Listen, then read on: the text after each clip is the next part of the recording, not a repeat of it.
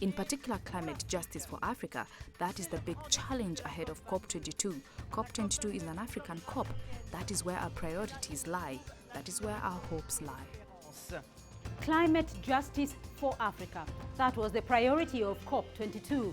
But as the United Nations Convention on Climate Change wrapped up in Marrakech, Morocco this week, was there enough done to successfully address the concerns of the host continent? Agricultural yield in Africa is expected to halve in the coming years, and some assessments project that up to 250 million people could be exposed to water shortages by 2020. So given its small responsibility in global warming, the issue of adaptation remains Africa's #1 priority. So then, are other global parties coming to the table? And what else can be done to mitigate the effects of climate change on the African continent? I'm Beatrice Marshall. Welcome to Talk Africa.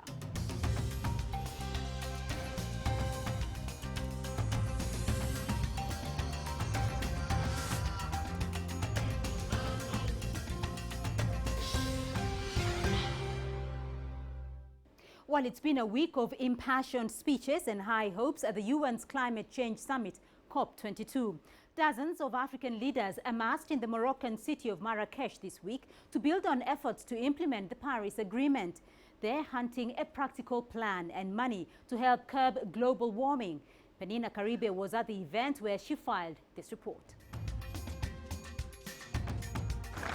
It's not often you get this many African leaders to the same place at the same time, but there's a lot at stake here in Marrakech, and China has made clear what is really important. This conference must arrive at a package on capacity building and improving the developing countries' capacities in the areas of early warning, disaster reduction and prevention, infrastructure, policy management, statistics and accounting, and access to finance. Africa should be our focus for support. That's why we should support this African partnership with others.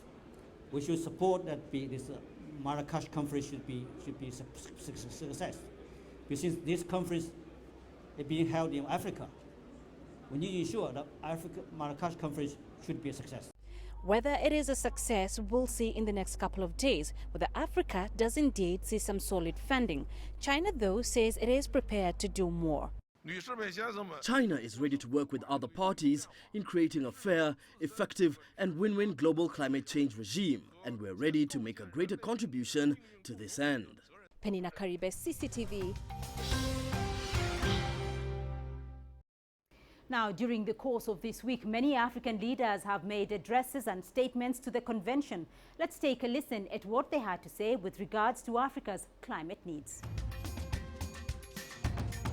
The parties should build on the momentum gathered in Paris to take the climate change agenda forward and put in place necessary mechanisms for effective implementation on the Paris Agreement on climate change.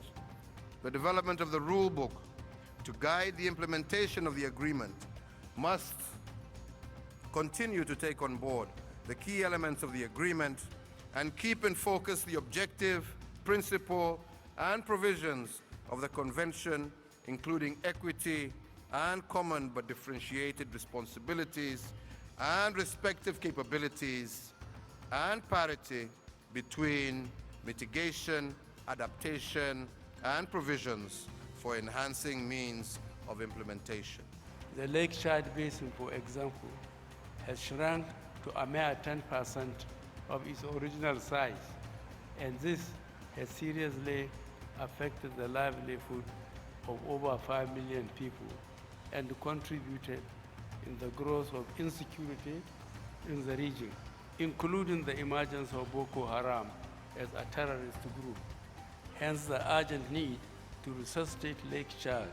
Excellencies, past tendencies towards impositions and dictating to others by highly industrialized countries must give way to partnership and equitable solutions. To harmonize our approaches for implementation of the Paris Agreement.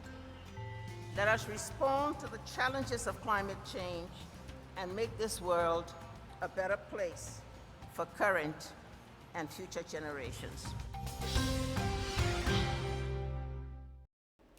even before COP22 began last week, it was already being billed as the COP for Africa and the COP of Action, referring to the implementation of the Paris Agreement. But it is difficult to tell whether that has been the case on the ground in Marrakech. Dan Williams spoke to the UN Special Advisor of the Secretary General on the 2030 Agenda for Sustainable Development and Climate Change, David Nabarro, to find out what opportunities have come out of the convention that Africa can take advantage of. David, what is your assessment as to whether this really will be a COP of action?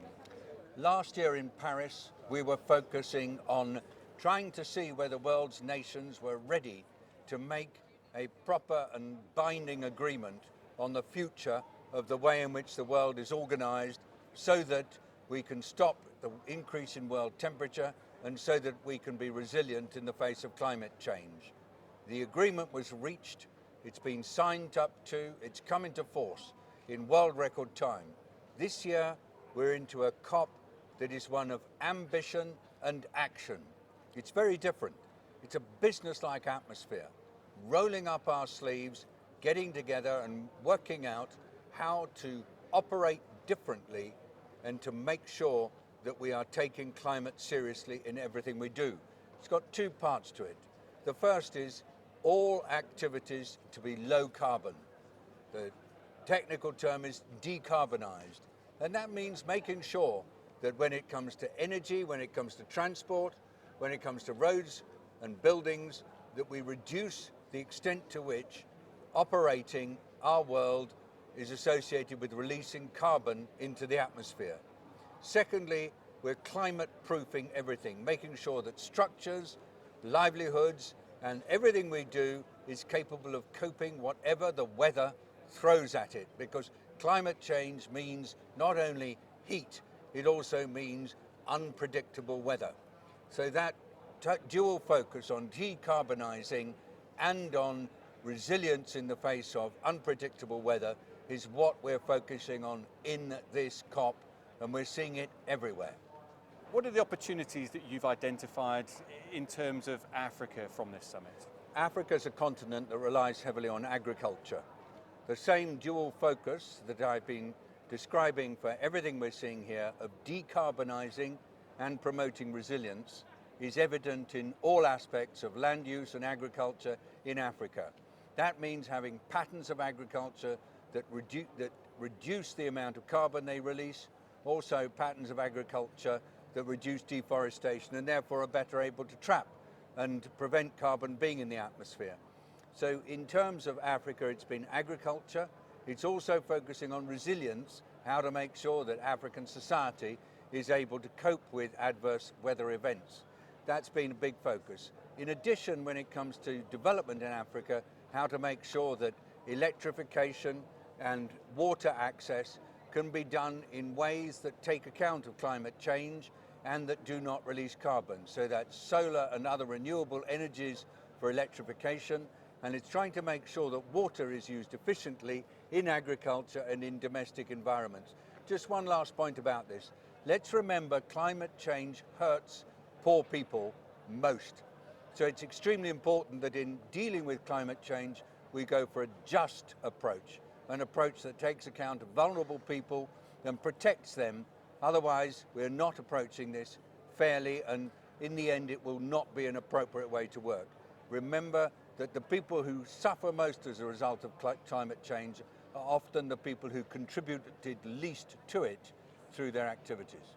In terms of China, what have you made, what's your assessment of their leadership that they've shown in making that Paris Agreement a reality? So China has taken a major step forward in being a country that says we're going to develop, but we're going to do it on a low carbon pathway.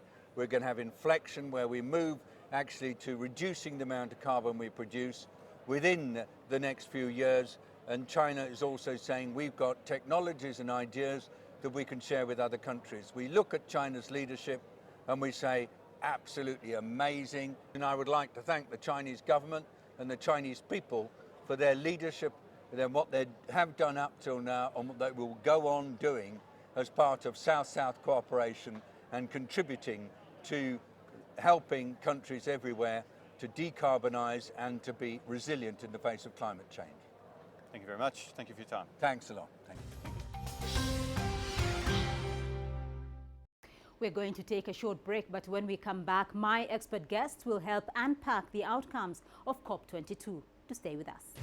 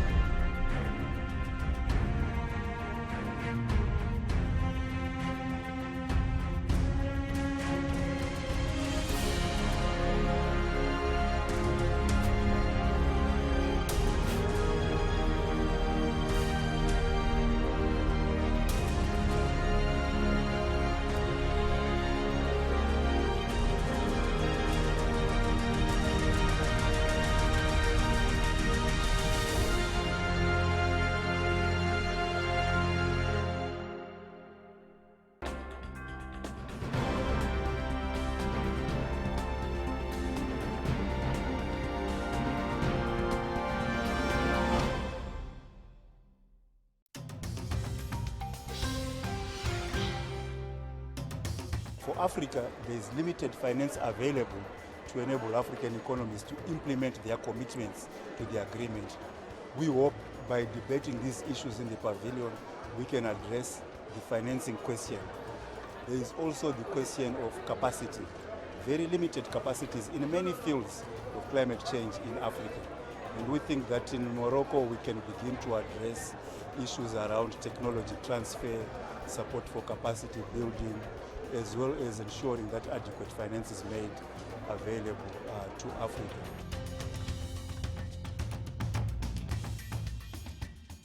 That was the UN Economic Commission for Africa's climate governance expert James Murombenzi speaking on Africa's needs with respect to the outcomes of COP22. Welcome back to Talk Africa. Now, to further offer analysis into the outcomes of the UN Climate Change Convention, I have expert guests standing by. In Marrakech, the African Union Commissioner for Rural Economy and Agriculture, Tumusime Roda Peace. In Kampala, Jackson Muhindo, he's the Resilience Program Officer at Oxfam, Uganda. In Lagos, Olusegun Yusuf, he's the Africa Regional Coordinator at the Global Urban Planning and Climate Action Partnership. Thank you all for joining in the conversation. Commissioner Tumusime, I'll start off with you as you're monitoring very closely events there in Marrakech at COP22, and you have been following the Africa Day, I presume. Now, climate challenges facing Africa are dominating this year's UN Climate Change Conference there in Marrakech. What do you consider the big issues coming out of the conference for Africa? You know, last year we agreed to a landmark agreement in Paris in COP21. Now COP22 is really focusing on implementation, on action. The challenge which we have is to look at how COP21 agreement can be operationalized. So we are looking at the mechanisms which are going to help the details. Those were never worked on when we are in Paris. So now these are the issues which we are looking at. How do we get the parties commit to themselves on how much they are going to reduce carbon emission? For example, our commitment on resources. So all those details were never worked on. And this is what we are looking at. Then we're also looking at intended national contributions which were submitted for COP21. Right. These are areas which we have to see how they can be taken forward. So this is the action commitment at COP22 is the in thing, and this is what is taking a lot of our time. All right, so Olusegun Yusuf, you're monitoring all this from Lagos. Is that what you want to hear?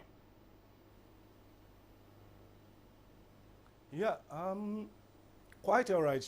What she has actually highlighted, actually one of the issues creating bottlenecks around taking a global action that will be effective. And I believe that at the conclusion of the COP22, if these things are set in place right, we'll be able to achieve a meaningful solution going forward.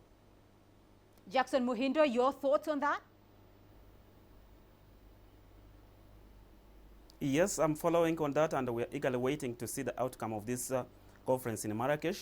First of all, we are aware that there was a commitment in Paris, and the developed countries committed themselves to fulfill the commitments. We are following up on the pledge from the developed countries, their contribution of $1 billion to support adaptation interventions in Africa. We have seen that while countries have committed themselves, they have been supporting, but we can see that most of them are supporting in terms of offering loans to African countries. Others have actually changed their traditional funding strategies into climate change financing, and we want to see that streamline at this conference in Marrakech. Commissioner Chimisumeh, the COP is saying they want to move from talk to action. In terms of Africa, though, what are the immediate actionables for Africa at this point? Africa Day event really focused on a number of areas. Africa requires resources for adaptation. How do you change Africa into a green, climate resilient economy? The economy of Africa must be able to adapt, but then we need resources. So the emphasis on that is that the commitments by the partners need not be only in theory. We want to see it in action.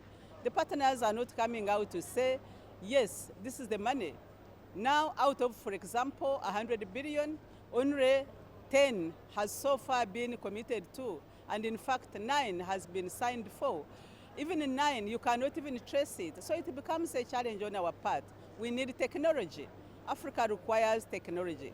If we have to change the way we have been doing business, we need modern technology. Africa doesn't have that capacity. Also is important. So these are the issues which we are discussing at Africa Day yesterday, and it was really good. We had heads of state. The heads of state came here and decided to say we must support our leader, that is Morocco. The Morocco this time is the head of COP. So the heads of state as well were here. They tried as much as possible to show that this is what Africa is doing. Olusegun Yusuf, the whole question of resources for adaptation for Africa, and we've heard the commissioner there saying that probably only 4% has come out so far. Where are we, though, in terms of those pledges of that $100 billion that was pledged about 6-7 years ago? Where are we on that? Yeah,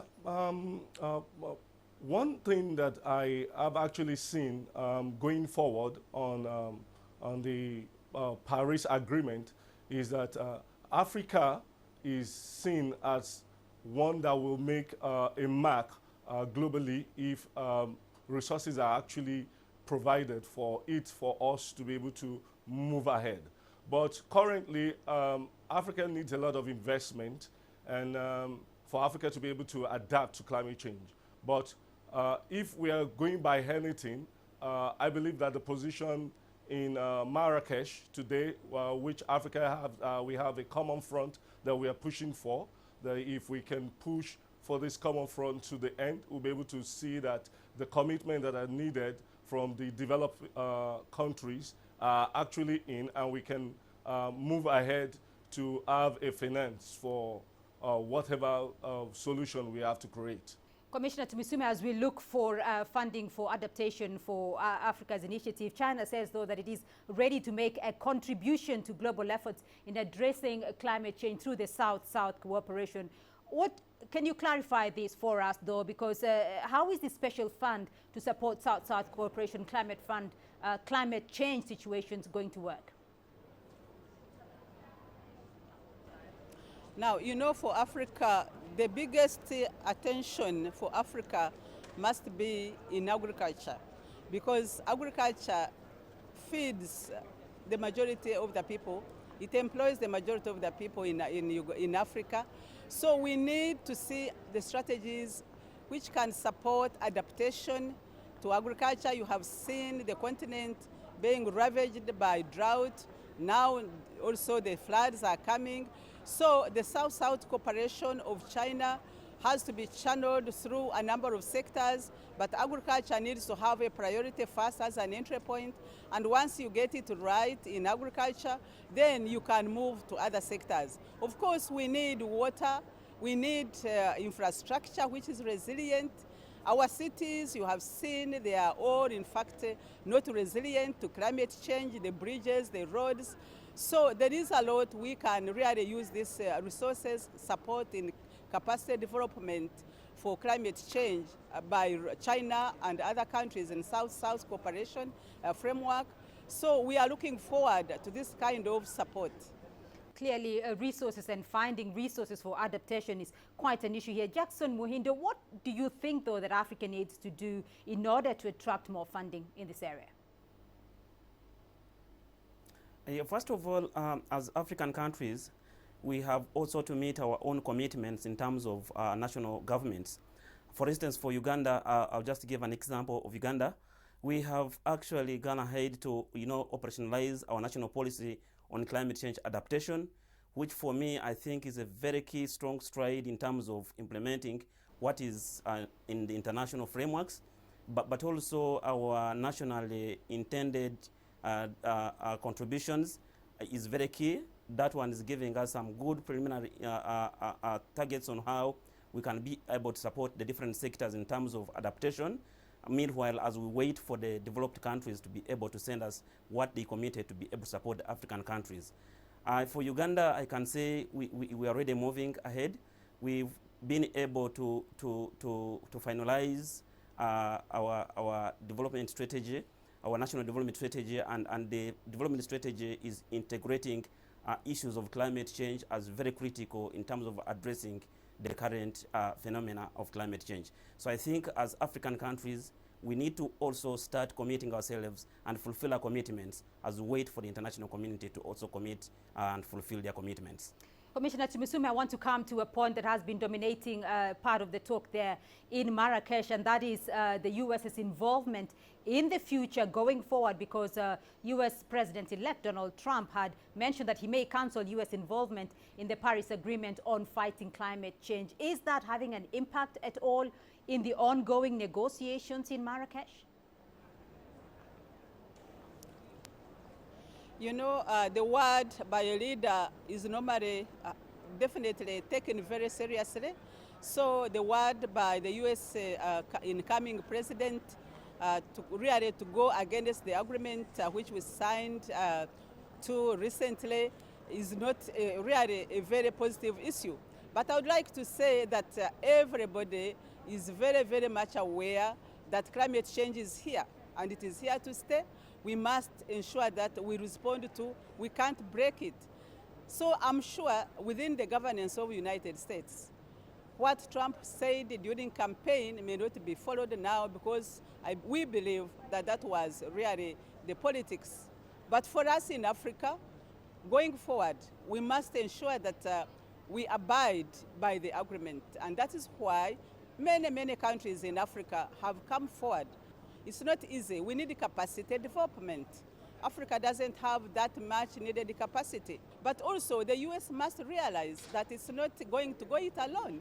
The US government, I'm sure within its governance, is going to see how they can relate to other global economies, so they cannot move alone.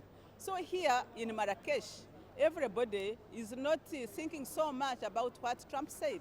Is thinking much about how we can go forward. Right. I want to get a final comment from you all, and I'll start off with you, Jackson Muhindo, in Kampala, because Africa often has limited bargaining power in negotiations on the global scene. Do you think when it comes to COP22 and, of course, implementation of the agreements of the Paris Agreement, do you think that Africa is faring well? Do you think that Africa's objectives going into COP22 will be finally heard? Thank you. I think the objectives of Africa joining the COP22 will be hard. First of all, I was impressed with the affirmation from the UN President, Peter Thompson, when he says that actually climate change adaptation, we need to maintain the momentum moving forward to ensure that we raise resources for adaptation, to ensure that we continue committing ourselves to the pledge that we made during the Paris agreement in last year. So I think for me, Africa will be able to achieve what took them to COP22. Olusegun Yusuf in Lagos.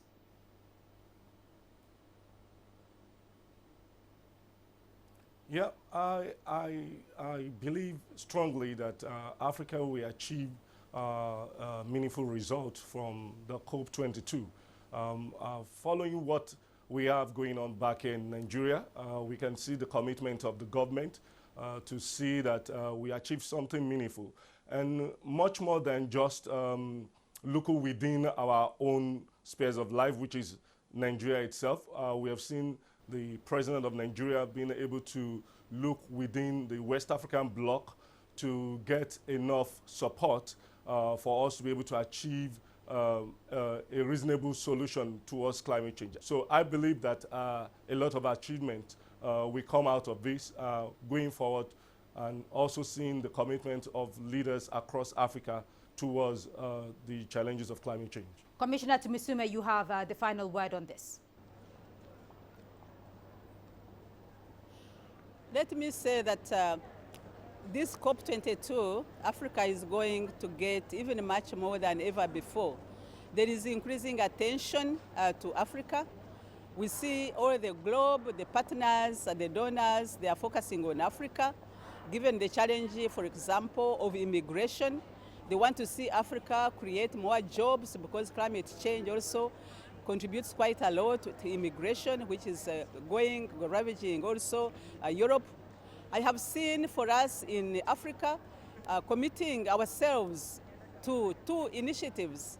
Africa Renewable Energy Initiative, it is already attracting resources, and the countries are going to be supported in this area. We have also submitted Africa Adaptation Initiative, and this one as well is also attracting resources. And we see that the chances of getting access even to resources which is available under the Green Climate Fund, under the GF, is increasing day by day. And also in negotiations, Africa is more ready than any other region. And we have had a ready kind of negotiating tier. We have the negotiators, we have the ministers, and we have the heads of state. No region has got that. So Africa here at COP22 is well positioned and is doing very, very well. And that's all we have time for this week. We leave it there for the moment on Talk Africa. But thank you to my guests for their insights. In Marrakech, the African Union Commissioner for Rural Economy and Agriculture, Tumisime Roda-Peace. In Kampala, Jackson Mohindo, he's a Resilience Program Officer at Oxfam, Uganda. And in Lagos, Olusegun Yusuf is the Africa Regional Coordinator at the Global Urban Planning and Climate Action Partnership. And remember, you can join the conversation at home through Facebook, Twitter, and YouTube. And do join us again next week for more on Talk Africa. Goodbye.